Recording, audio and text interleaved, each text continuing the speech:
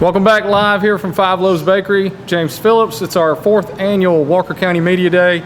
And now we're going to be joined by the Jasper Vikings. After 2 successful seasons, now Jasper has a new head coach, Coach Philip Bailey. We're going to turn it over to you, let you announce who you brought with us and give some opening statements, and then they'll ask you some questions. Yeah, James, thanks for having us here. You guys do a tremendous job covering our program, covering high school sports in our area. It's big for our kids, for our community. We're thankful for it. So to my right here, I have Andre Neal. Andre plays tight end, H-back for us. He also plays linebacker. He's one of the best players on our team. You know, I was talking to a college coach about him this morning. He said, "Coach, is he an offensive player or a defensive player?" I said, "Yes." I mean, he's a football playing joker, and we're glad to have him. So to my left is Connor Whitley. You know, when I think about Jasper, kind of the roots of this place and what Jasper is, I think about kids like Connor Whitley. I mean, he's tough, blue collar, hard-nosed kid. He cares about Jasper. You know, wearing black and gold and being a Viking, that means a lot to Connor. It means a lot to a lot of our kids. And we're thankful to have him too. So we're glad to be here. We're excited, you know, for the challenge that's in front of us, moving up to 6A. It's a formidable challenge, you know, but as a competitor, you ought to want that. You ought to want to go compete against the very best, and we have an opportunity to do that, and we're excited about it. So thank you. Thank y'all for having us. Welcome in, Coach. I know so many coaches say it all begins up front. So give us a little status update on how the offensive line looks this year during the progress through preseason workouts. Yeah, we had 6 seniors on the offensive line last year. 4 of those guys were starters. So we obviously have some opportunities for some new faces to step up. You know, Dalton Dawkins plays guard for us. He'll be a junior. You know, he's our one returning starter. And we got some new guys, some younger guys who are going to step in and fill those roles. You know, so Luke Skelton will be playing tackle for us. As if we had to play today, you know, this is who would be out there. Jasper Odom, you know, who's a freshman, he'll be out there. He's going to be a really good football player for us down the road, kind of baptized by fire, you know, this year as a freshman getting thrown in there. But that's going to pay dividends for him in the long run. Colin Langley, who'll be a sophomore. He's a good player, really stepped up. He's going to be a leader for us up front. You'll see Brody Benson, who's our nose guard. He'll be playing offensive line at times. And we got several who are going to play both ways. You know, we got to get our best people on the field. And Brody's certainly one of those, and he's going to be out there playing offensive line at times.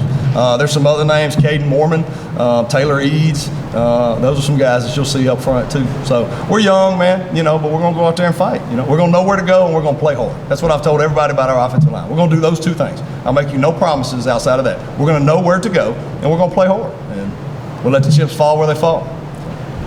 Coach, we've had some school systems say they're not playing football this year. Why is it important that we do that here? I think it's extremely important for a lot of reasons that we play football, you know, and I don't want to go too far into the COVID-19 debate, and it's so politicized, you know, in our country right now, and we always want to keep our young people safe. That's something that as coaches and educators that we've wanted to do long before we ever heard of COVID-19. You know, we've always wanted to keep our young people safe. In my humble opinion, I think the benefits and the rewards of us playing football outweigh the risk. I think we've got to get back to some sense of normalcy. I think our kids have got to get out there and play. And we got to get back to living our lives, you know, and I'm thankful for our administration and the stance that they've taken to do everything within our power that we can do for our kids to play football this year, to have that experience, and to do it as safely as we can. Coach, Jasper had one of the greatest seasons in school history last year. Is there any pressure to follow up that season? That's a good question, young fella. Yeah, I mean, I'd say in some ways, you know, pressure is a privilege. And, you know, it's a privilege to be a part of a program that has expectations. And you expect to be successful, and you expect to win. And that's a part of program. That's the type of program that I want to coach at. I know that's the type of program that these young men want to play at, where you're expected to win. You know, but most of the pressure, at the end of the day, most of the pressure is pressure you put on yourself. We're going to do everything that we can do each and every day to make ourselves be successful. And then on Friday nights, we're going to go play as hard as we can, and the chips are going to fall where they fall. But yeah, we certainly, there's an expectation of success around here. We welcome that, and we're glad to have it. And this is for the players. Get back, like we're talking about, get back to normalcy. How important is it to have this, not just for football, but to bring the community back together, the school, because we know it involves football, it involves band, it involves cheerleaders, mamas, daddies, grandparents. How important is it to have football back just for that purpose of bringing everybody back together?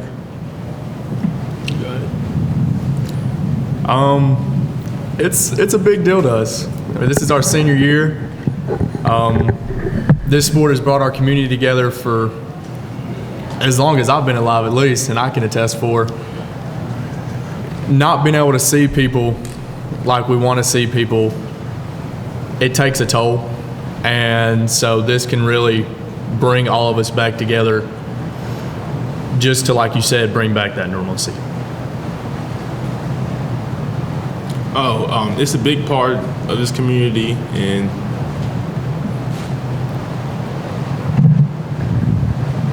Go Vikes. go Vikes. No, to kind of piggyback, on what they talked about, Jasper is a tremendous community. This is a tremendous place to live, to work, to raise a family. We have unbelievable support for our program in this community. Just today, went down, saw Rusty at Bernard's. He got Andre fixed up, with his sport jacket. So, and there's all kind of things like that happen in our community. If you need something, there's so many different people that you can reach out to who are just ready and willing to help and to help our kids, because that's what it boils down to. Football and our football program is an avenue to build young men and to build them the right way, because that's what we're really doing here. We have a community who invest in us as coaches and who invest in our players as people. Yes, we're football coaches. Yes, we're football players. But at the end of the day, we're people who live in this community, and this is a tremendous community to be a part of, and we're thankful to be here. Andre, Connor, you guys as a defense last year were out of this world. I mean, the shutouts, the constant lockdowns, it was tremendous. When you guys look back at that coming into this year, is that a precedent? Is it setting the bar? How do you guys look at that being part of that defensive effort? Well, that was a different team last year in a different classification. Our defense is going to be different this year, but just the same as last year, we're going to hit them hard, and when they step on that field, they're going to know who they played.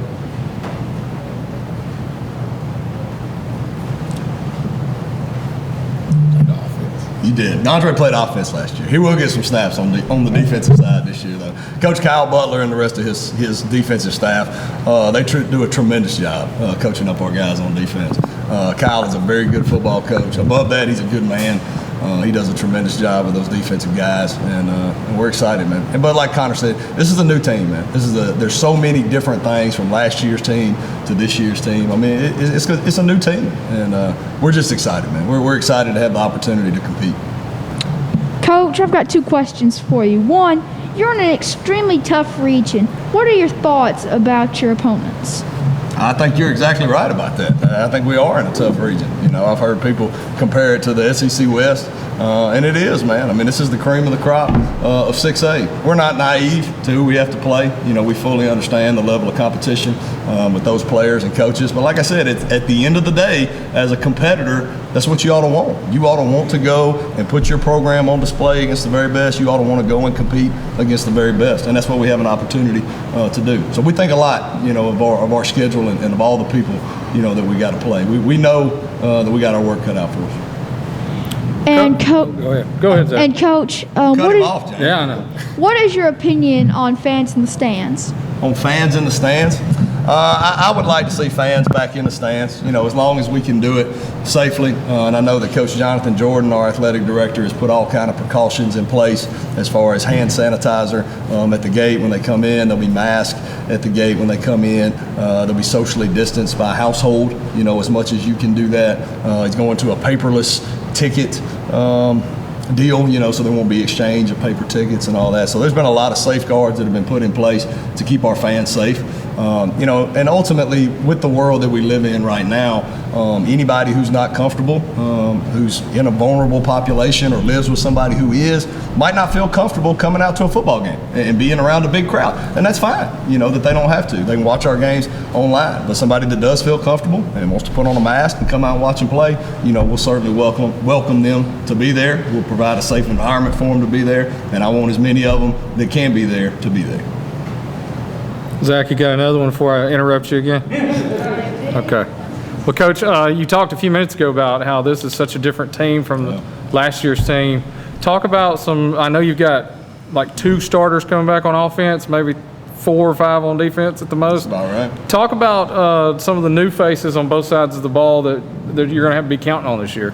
Yeah. Well, I'll start on the offensive side. Spencer Rosenfeld will be playing quarterback for us. And y'all saw him some last year. You know, he had some packages where he came in, and you've seen what he can do.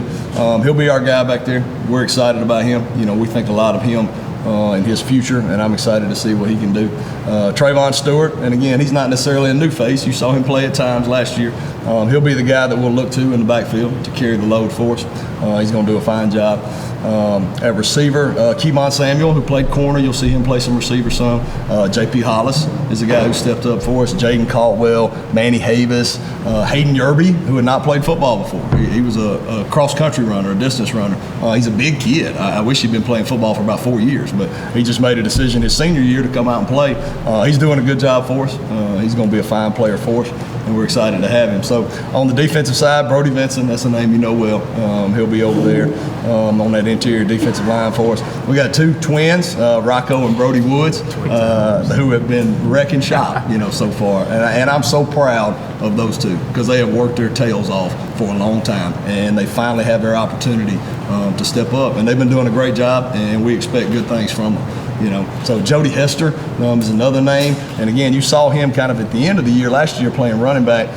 Jody's going to do a lot of different things for us, and we have several guys who you're going to see at multiple different positions. Probably Jody more so than anybody else. You'll see Jody running back at like an H-back, fullback type position, at tight end, flexed out at receiver. You're going to see him playing linebacker. He'll walk down and play DN at sometimes. So he's a versatile guy with a versatile skill set, and he's going to do a really good job for us. Obviously, these two guys beside me will be playing linebacker. Mason Slaughter is a guy who's going to play really that outside, kind of that nickel. We call it the rover, but it's really that nickel. He'll play that. He'll also play some running back at times. Kevon, Curtis Cavett will play corner.